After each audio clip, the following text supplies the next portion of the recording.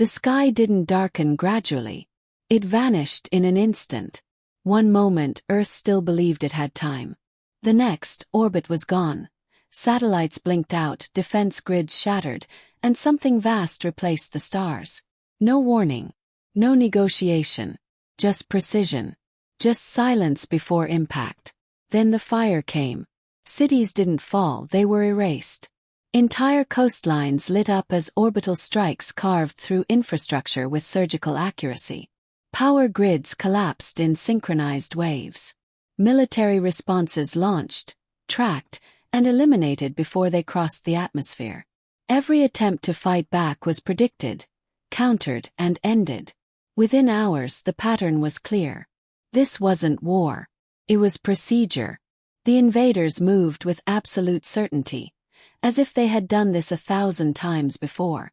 Their formations never broke. Their weapons never hesitated. Human resistance, no matter how desperate, lasted minutes at best. Command centers went dark. Nations stopped speaking. The noise of humanity, constant for centuries, faded into scattered, fading signals. They categorized Earth quickly. Fragmented. Disorganized. Low threat. Victory was declared before most survivors even understood what had happened. And still, some refused to disappear.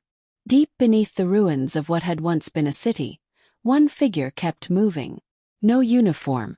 No rank. Just instinct and refusal. They navigated through collapsed tunnels and fractured corridors, avoiding patrol sweeps, scavenging what little remained. Not fighting. Not winning. Just surviving long enough to matter. Above, the invaders had already shifted priorities. Harvesters descended in controlled formations, extracting resources from the remains of civilization. Oceans were scanned. Atmospheres sampled. The planet was no longer a battlefield. It was an asset. Security presence dropped accordingly. Why waste effort on a species already erased? That assumption was their first mistake. The survivor didn't know why they kept going. There was no plan left, no command structure to follow. Just fragments of memory. Old rumors, things dismissed as myths. Programs that never officially existed. Projects buried so deep they might as well have been fiction. But something in those ruins didn't feel finished. The entrance was almost completely sealed, hidden beneath layers of debris and collapsed concrete. It wasn't designed to be found. It was designed to be forgotten. The survivor almost missed it, just another shadow among thousands, until a faint, unnatural line caught their attention. Too straight. Too deliberate. They dug. Not quickly. Not efficiently. Just enough. Piece by piece, breath by breath, until metal replaced stone. A surface untouched by the destruction above. Smooth. Intact. Door. Didn't respond at first. No lights. No sound. Then, after a moment that stretched too long, something shifted deep inside the structure. Low hum. Systems waking up from decades of silence. The door opened. Inside, the air was stale but breathable. Emergency lights flickered weakly along narrow walls. Dust coated everything, thick and undisturbed. This place hadn't been used in years. Maybe longer. It shouldn't have still been working. And yet it was. The survivor moved forward, deeper into the facility, guided by fading lights and instinct. Rooms passed in silence. Storage, terminals, systems long powered down. Most of it meant nothing now. Relics of a world that no longer existed. Until one console remained active. Unlike everything else, it still held power. Screens dim but functional. Text scrolling slowly, repeating in cycles. Not random. Not broken. Waiting. The survivor approached carefully, eyes scanning what little they could understand. Old language formats. Military encryption. Partially degraded but not beyond recognition. Enough to piece together fragments. Emergency protocol. World link. Restricted access. The words didn't make sense at first. Off-world wasn't possible, not anymore. Whatever this system was meant to connect to should have been gone decades ago. But the interface was still live. Still listening. A single command pulsed on the screen, looping endlessly as if it had been waiting for someone to see it. Activate beacon.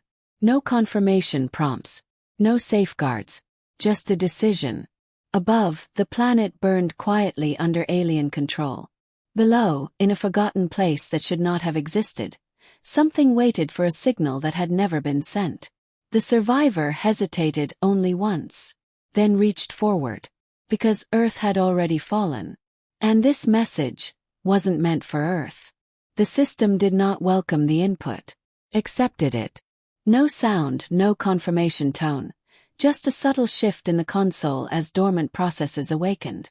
Lines of text began reorganizing, old code reassembling itself from fragments. The survivor stood still, watching something ancient come back to life, something that had been waiting far longer than it should have. The interface was incomplete.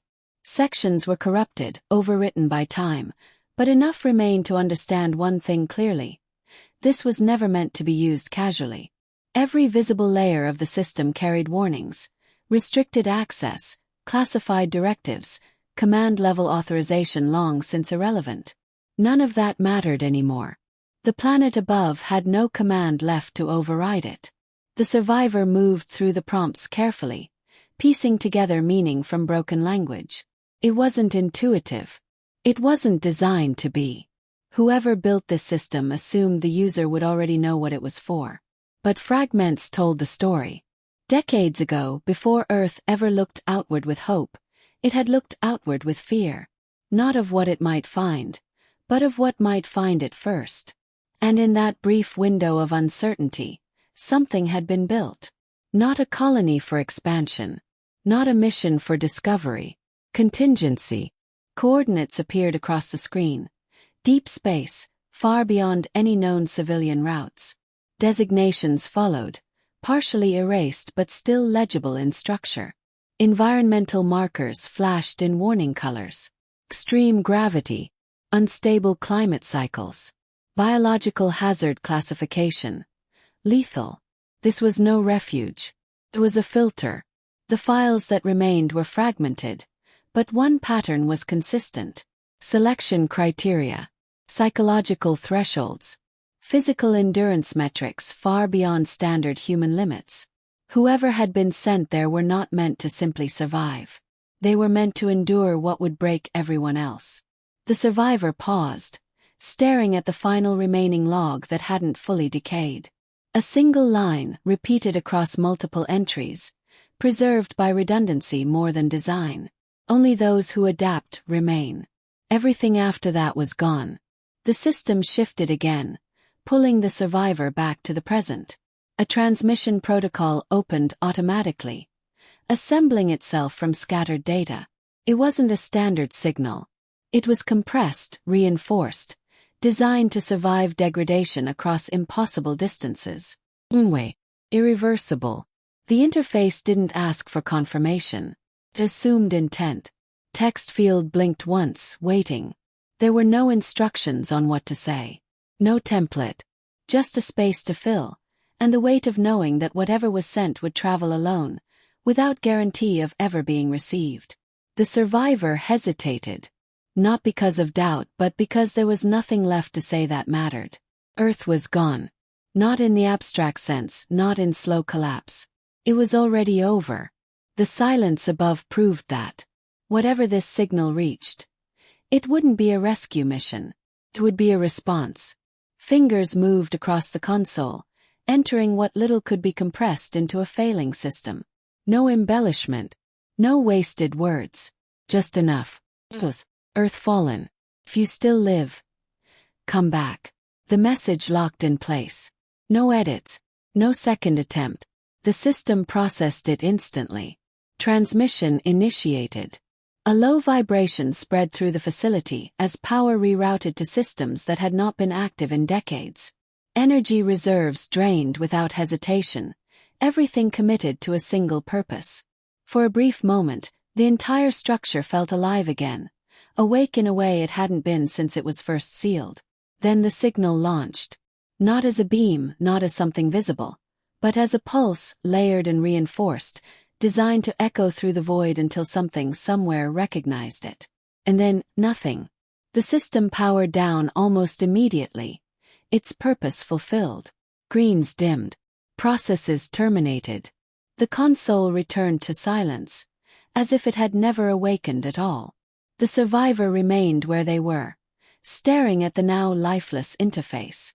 No confirmation. No reply. Just emptiness. Time passed, though it was impossible to measure how much. Hours, maybe days. It didn't matter. Above, the invaders continued their operations without interruption. The planet remained quiet under their control, stripped piece by piece while no resistance emerged to challenge them.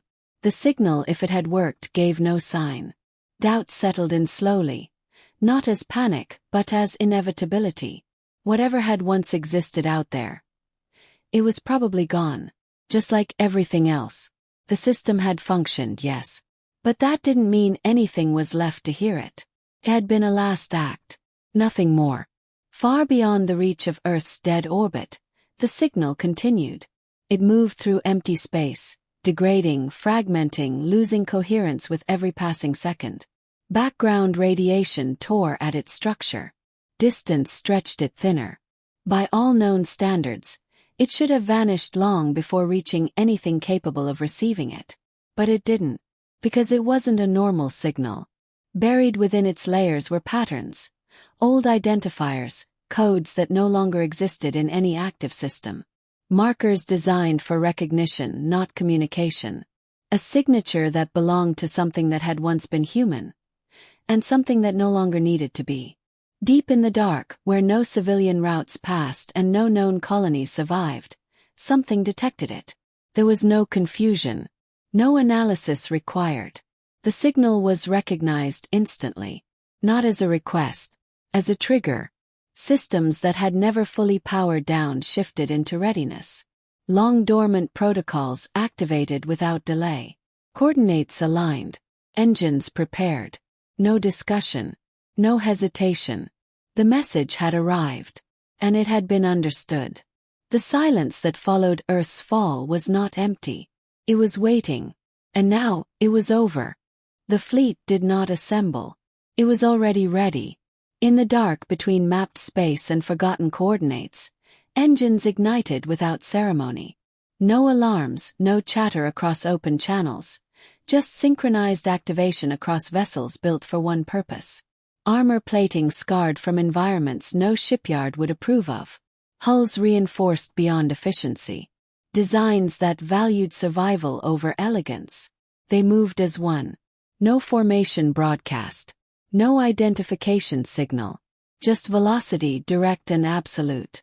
Inside those ships, the beings who answered the signal did not react the way humans once would have. There was no shock at the message. No grief. No disbelief. The words had been expected for a long time.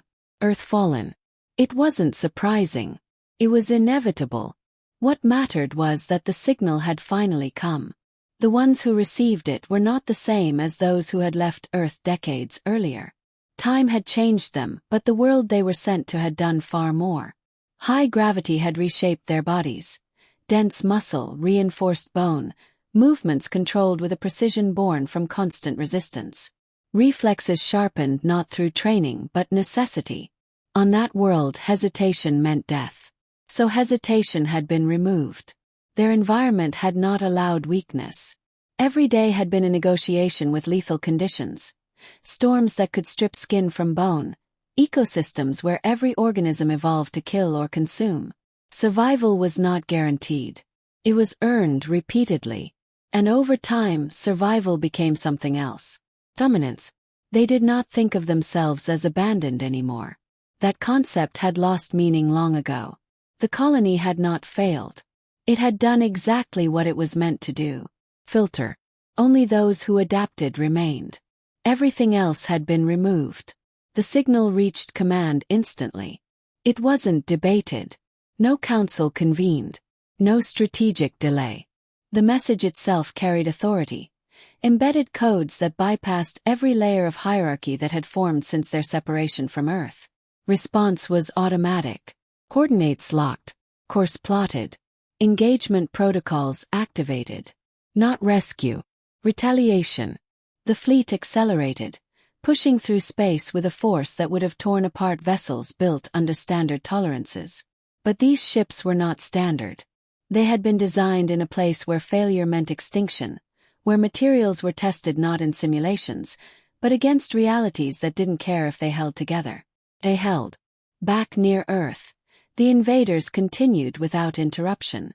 Harvesters moved across continents, extracting what they needed with mechanical precision. Orbit remained secure. Patrols minimal.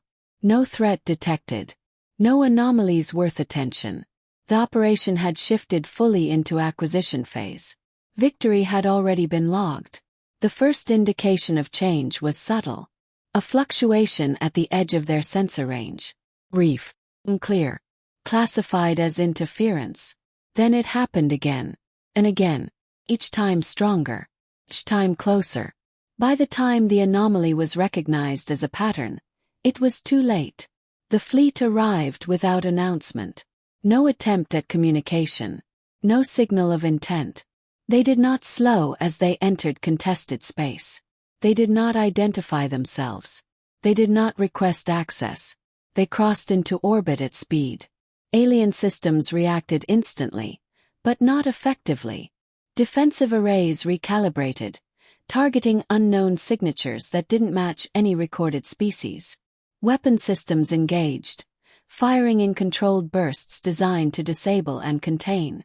Should have worked. Didn't. The incoming ships did not evade in predictable ways.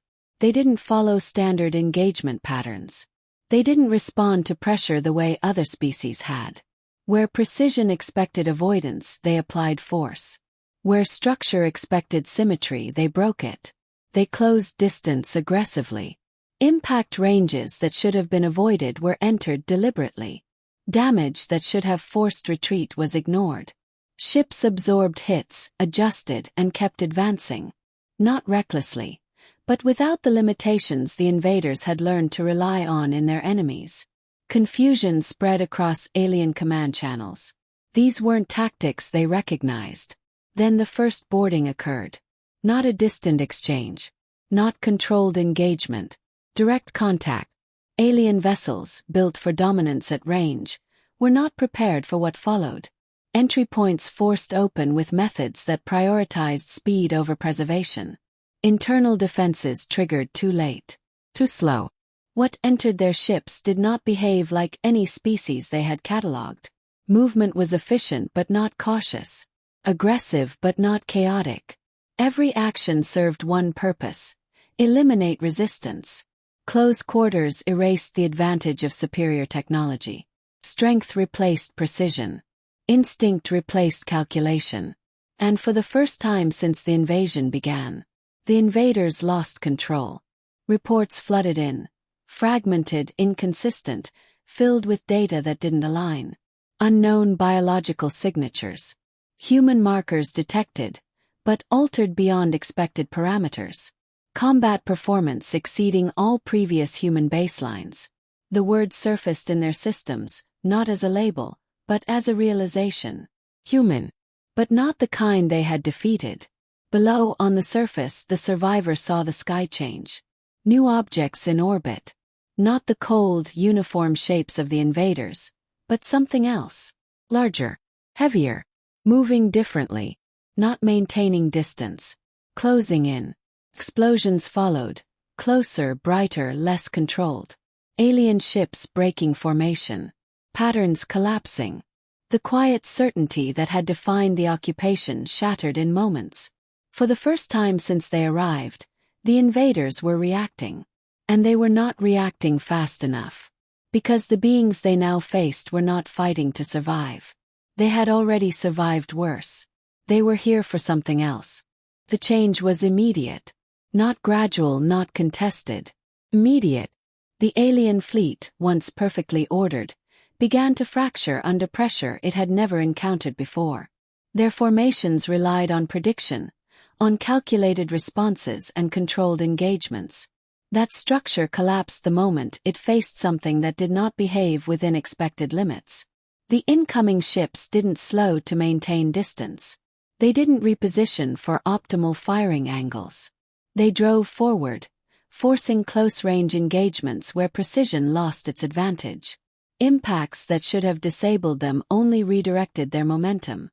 Damaged vessels stayed in the fight, adjusting trajectories mid-breach, turning collisions into weapons. Alien Command tried to stabilize the situation. Orders were issued, formations restructured, fallback patterns activated. None of it held. Every adjustment met a response faster than their systems could process. Because the opposition wasn't reacting. It was anticipating. The Deathworlders didn't fight like a force trying to win. They fought like a force that had already accepted loss and moved beyond it. Ships were sacrificed without hesitation if it created an opening. Lines were broken deliberately. Pressure applied not where it was efficient, but where it would collapse resistance fastest. And it worked. Alien vessels began to fall in clusters. Not isolated losses, systemic failure. Command ships targeted and overwhelmed before they could retreat. Defensive grids dismantled piece by piece. Communication arrays disrupted, then silenced entirely. For the first time in their recorded history, the invaders lost coordination. Panic followed. It spread quickly, unevenly, disrupting what remained of their control. Retreat protocols activated across multiple sectors at once. Ships attempted to disengage, to create distance, to return to the kind of battle they understood. They weren't allowed to. Every attempt to withdraw was intercepted. Every escape vector cut off before it could form. The Deathworlders did not chase blindly. They positioned, predicted, and closed every exit before it existed. This wasn't retaliation driven by anger. It was eradication executed with precision. On the surface, the shift was just as clear. The machines that had moved freely across the planet stopped. Harvesters went silent mid-operation. Patrol units froze, then lost connection entirely. Wreckage began to fall from orbit, burning through the atmosphere in uncontrolled descent. The sky, once still under alien control, turned violent. The survivor watched it all without moving. There was no confusion about what was happening anymore. The pattern had reversed. The same certainty the invaders had carried when they arrived was now gone, replaced by something they had never needed before. Fear. It showed in their movements, in their attempts to regroup, in the way their ships broke formation not as strategy, but as instinct. They were no longer executing a conquest. They were trying to survive one. Above, the final stages unfolded quickly. Without coordination, without structure, the alien fleet couldn't sustain resistance.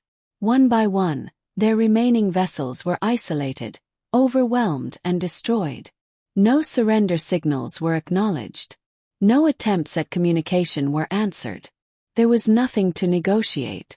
The outcome had already been decided the moment the signal was received. The last cluster of alien ships attempted a full retreat, burning engines at maximum output, abandoning formation entirely. For a brief moment, it looked like they might escape the engagement zone. They didn't. Interception came from angles they hadn't predicted, from ships that had already calculated their exit before the command was given. The final engagement lasted seconds. Then it was over. Silence returned to orbit, but it was not the same silence as before. This one wasn't empty. It was controlled. The Deathworlder fleet held position around the planet, not dispersing, not celebrating. Their ships remained active, scanning, analyzing, confirming what had been accomplished. No threats remained. On the surface, the survivor felt it before they saw it. The absence of pressure. The stillness where constant occupation had been. For the first time since the invasion began, nothing moved above with intent to control or destroy. Earth was no longer under attack. But it wasn't safe. A transmission cut through the atmosphere, bypassing broken systems, reaching every functioning receiver still capable of processing it. The signal was clean, direct, not distorted by damage or interference. Human, but different. The voice carried none of the strain, None of the emotion that had defined the last days of Earth. It was steady, controlled, final. Signal received. Threat eliminated. No pause. No hesitation. Surface stability compromised. Initiating oversight. The message ended as abruptly as it began. No reassurance. No promise. Above, the fleet did not move to leave. They stayed. Not as saviors. Something else. The survivor understood then what the invaders never had. Humanity had not been defeated. Only the part of it that still believed survival required mercy. And what had answered the signal didn't.